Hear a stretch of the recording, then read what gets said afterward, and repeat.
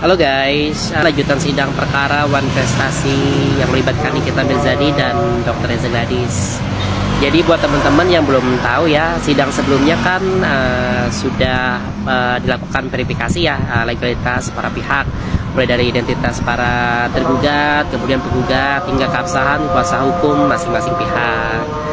Nah, karena tahap verifikasi formal sudah selesai, kemungkinan besar ya, sidang besok akan masuk ke agenda mediasi atau pemeriksaan pokok perkara. Loh, kok kenapa mediasi dulu? Biasanya kalau dalam hukum perdata itu guys, setelah sidang pertama, jika para pihak hadir ya secara sah, maka hakim wajib menawarkan mediasi. Jadi besar kemungkinan nih menurut saya agenda sidang besok ini adalah penunjukan mediator. Atau mungkin bisa aja ya langsung proses mediasi di ruang khusus terpisah dari ruang utama. Tapi jika mediasi gagal atau tidak tercapai kesepakatan dalam batas waktu, biasanya sih 30 hari ya, barulah perkara akan dilanjutkan ke pemeriksaan pokok perkara gugatan, yaitu pemeriksaan bukti-bukti, pemeriksaan saksi, dan masuk ke tahap pembacaan kesimpulan serta putusan. Jadi ingat ya, sidang Wan Prestasi itu beda dengan pidana. Di sini yang dipersoalkan adalah ingkar janji atau tidak terpenuhinya kesepakatan hukum antara pihak Nikita Mirzani dan Reza Gladys, bukan soal kejahatan. Nah, menurut kalian nih, perlu nggak sih mediasi dalam kasus ini? Apakah semua bisa selesai tanpa harus lanjut panjang ke pengadilan? Tulis pendapat kalian di kolom komentar dan jangan lupa follow dan aktifkan loncengnya biar nggak ketinggalan update hukum paling segar ala netizen Eskendol. Bilang kita ketemu aja nanti di pengadilan, itu seperti apa Bang? Ya ketemu di pengadilan aja, karena bagi Nikita dia tidak merasa melakukan apa yang dilaporkan. Panggilan terhadap turun dari bulan 1, turun dari bulan 2 dan turun dari Guys, menurut kalian sidang Wan Prestasi yang dilakukan oleh Nikmir terhadap RG itu wajar atau enggak? Karena pada beberapa video yang gue lihat, bahkan pengacara juga yang sampai speak up katanya itu tuh suatu hal yang nggak masuk akal, yang aneh katanya gitu. Tapi kalau menurut gue pribadi nih orang awam, justru sidang Wan Prestasi yang dilakukan Nikmir terhadap RG itu sangat beralasan banget. Karena pertama, seperti yang kalian lihat tadi, Bang Fahmi bilang juga Nikmir itu tidak merasa melakukan tindakan-tindakan yang dilaporkan oleh RG. Lalu yang kedua nih, kalau gue ngeliat dari rentetan adanya masa penahanan yang diperpanjang, sampai akhirnya timbul P21 yang terkesan seperti dipaksakan, itu artinya apa coba? Itu artinya bukti permulaan kepolisian yang didapatkan oleh kepolisian itu sebenarnya masih kurang cukup untuk melakukan penahanan terhadap Nikmir di awalnya. Terlalu cepat istilahnya untuk menetapkan Nikmir sebagai tersangka dan ditahan langsung. Itu yang kedua. Terus yang ketiga juga nih ya, dari adanya bukti-bukti yang katanya itu mobil yang nggak tahu punya siapa atau apa, itu kan suatu pertanyaan besar. Dan nih ya, bener apa kata RG gue bilang? RG bilang kalau saat kasus Wan Prestasi itu mereka tidak datang tapi diwakili oleh pengacaranya, itu sah-sah aja. Tapi lihat ya, dalam putusan hakim yang menyatakan ini akan dilanjutkan ke tanggal 11 Juni hari ini nih ya, dia melakukan pemanggilan terhadap terdakwa 1, 2, dan 3. Sebaiknya kalau RG menghargai persidangan, datang harusnya. Doktif aja saat menghargai persidangan, dia mampu loh melepas topengnya menjadi identitasnya Doktif karena dia menghargai persidangan. Mungkin itu sah-sah aja. RG tidak datang karena ada wakil dari RG itu pengacaranya dia sendiri. Tapi nih, ingat nih ya, RG boleh aja nggak datang ke persidangan, tapi RG jangan sampai datang ke rumah hakim. Ngerti dong maksudnya? Jangan sampai RG datang ke rumah hakim ataupun jaksa. Ingat itu artinya apa ya. Jadi gue pikir pribadi nih ya, nggak ada salahnya RG datang. Dan menurut gue pribadi persidangan ini penting justru Wan Prestasi ini. Kenapa? Dari sidang Wan Prestasi ini justru mulai dari awal mulai terbukanya lah suatu istilahnya titik terang kalau menurut gue pribadi. Ya karena sana pasti Nikmir kalau datang pasti akan buka semuanya. Dan itu bagus sekali buat gue pribadi. Ya dan itu juga mungkin akan berpengaruh pada persidangan pidana nanti ke depannya. Ya jadi guys tolong terus kawal permasalahan Nikmir ini. Gue yakin Nikmir ini dia memiliki sejuta alasan, beribu juta alasan kasarnya kayak gitu, yang membuat dia tuh tetap tersenyum, tetap gimana walaupun dia sakit, wajar lah ya. Namanya orang kan bisa sakit juga bukan karena kasusnya. Ingat itu kesananya. Jadi kawal terus, kita doakan Nikmir supaya Nikmir cepat bebas. Oke? Ramaikan pengadilan.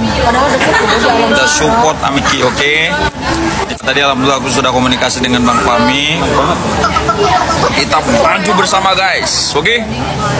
Maju bersama pokoknya. Kita kawal terus. Dari sekian dari dunia, abang aja yang mau saya tonton. Bang Koko makasih loh, makasih Dokter Edi sukses selalu, amin. Ibu Tati makasih. Besok jam berapa? Jam 10 kita kumpul. Makanya kita nggak boleh tidur malam nih. Ibu Tati kayaknya mama saya deh Pak. Hah? Kayaknya nyokap deh. Mama ya Allah Mama. Salam hormat Mama. Ini Dede. Dede ini di sini Mama Dede ya Allah. Ya nonton. Dapatkan keadilan. Jadi kalian sebagai fans-fansnya nggak usah berkecil hati. Bang Fahmi punya strategi tertentu sehingga institusi lembaga negara dalam konteks ini kepolisian, kejaksaan, ya kan, kaget dengan strategi yang digunakan oleh beliau, menarik kepolisian, kejaksaan sebagai turut tergugat dalam kasus Nikita Mirzani.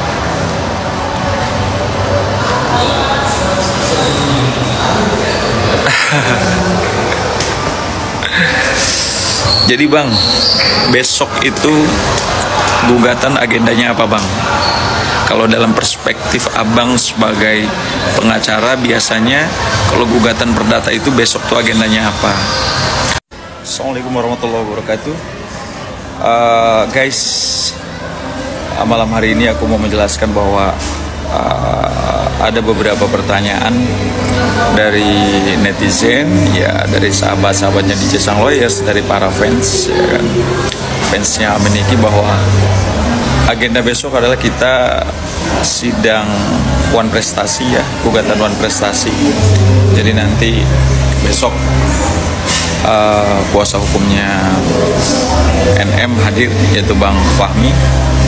Tadi alhamdulillah sudah komunikasi juga dengan beliau. Pokoknya pesan dari beliau, kita diminta untuk support dan doakan, ya, semoga proses perjalanan sidangnya ini bisa lancar, sehingga nanti pada saatnya semua bisa dibuktikan dalam proses persidangan bahwa apa yang dituduhkan terhadap NM itu tidak benar, tentunya melalui proses gugatan Wan Prestasinya guys, gitu. Terus pertanyaan dari netizen, Pak, bagaimana seandainya besok kalau tidak hadir? Besok kalau tidak hadir, RG besok kalau tidak hadir, maka akan dilanjutkan sidang berikutnya, yaitu sidang ketiga. Biasanya begitu. Tapi mudah-mudahan besok beliau hadir. Karena kalau sidang mediasi itu merepresentasikannya itu walaupun ada lawyer, tetap kalau mediasi itu prinsipal harus hadir 78. Jadi walaupun ada lawyer, prinsipal RG sebagai tergugat itu harus hadir. Kalau tidak hadir, ya berarti bisa nanti kuasa hukumnya NM minta untuk deadlock aja supaya langsung masuk ke pokok perkara. Nah, pokok perkara itu dalam proses persidangan gugatan Wan Prestasi yang pertama nanti akan adanya pembacaan gugatan. Setelah pembacaan gugatan nanti pihak RG akan menjawab jawaban namanya. Kemudian minggu berikutnya adalah replik yang akan diajukan oleh pihak penggugat, dalam hal ini adalah kuasa hukumnya NM. Kemudian dibalas lagi dengan replik. Setelah replik dari tergugat, maka masuk ke pembuktian. Ya disitulah akan betul-betul kita harus pandai-pandai punya strategi membuktikan semua bukti-bukti yang kita miliki dalam proses persidangan yang berkaitan dengan Wan Prestasi. Contoh yaitu tadi, bahwa gugatan Wan Prestasi itu dasar hukumnya pasal 1320 Kitab Undang Hukum Acara Perdata. Unsur-unsur dalam 1320, unsur-unsur dalam perjanjian yang pertama adalah adanya para pihak NM dan RG, kemudian adanya kecakapan secara hukum. Kalau kecakapan secara hukum, mereka ini bukan anak-anak dewasa, jadi mereka sudah betul-betul melakukan perjanjian ini karena dari hati yang paling dalam, bukan karena adanya paksaan gitu. Nah itu Yang ketiga adalah ada objeknya. Objek yang diperjanjikan apa? Tentang skincare. Skincare-nya kan jelas ada gitu. Memang mereka bisnisnya adalah skincare CRG gitu. Kemudian ada klausa yang halal. Yang dibicarakannya ada sesuatu yang memang halal, nyata ada gitu loh, bukan sesuatu yang haram atau sesuatu yang keluar dari norma gitu. Nah, jika 4 unsur itu terpenuhi, ya maka itu sah perjanjian. Saya yakin selama NM bisa membuktikan atau kuasa hukumnya bisa membuktikan bahwa itu adalah perjanjian, maka saya hakul yakin gugatan ini akan dimenangkan oleh NM gitu loh. Nah, ketika gugatan ini menang, putusannya menang, maka ini bisa menjadi payung hukum untuk kita juga bisa memperjuangkan Nikita Mirzani dalam proses pidana yang sekarang lagi dihadapi di kejaksaan oleh Nikita Mirzani atau lawyernya gitu. Ini bisa menjadi payung hukum berbargaining nanti gitu kan, bisa disampaikan kepada kejaksaan. Putusan pengadilan aja nih sudah inkrah misalkan, memang terbukti bahwa RG misalkan melakukan perbuatan wan prestasi. Nah, ini harus menjadi pertimbangan oleh kejaksaan.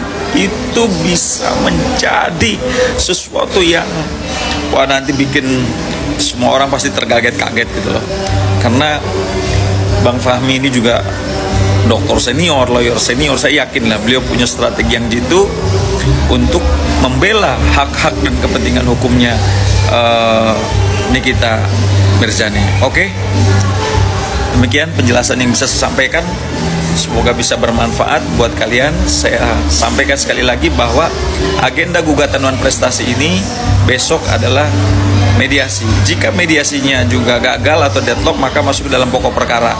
Pokok perkara itu yang pertama adalah pembacaan gugatan, yang kedua adalah jawaban, yang ketiga adalah replik, yang keempat adalah duplik, yang kelima kesimpulan, dan yang keenam adalah putusan. Oke, demikian. Thank you so much. Sukses, sehat semua. Kita tetap kawal, karena selain mahkamah, selain pengadilan menjadi pengawal atau panglima tertinggi, maka netizen adalah menjadi panglima tertinggi saat ini untuk mengawal semua kasus, termasuk kasus Nikita Mirzani. Ya kan? No viral, no justice. Keep calm and call your lawyer. Thank you. Assalamualaikum.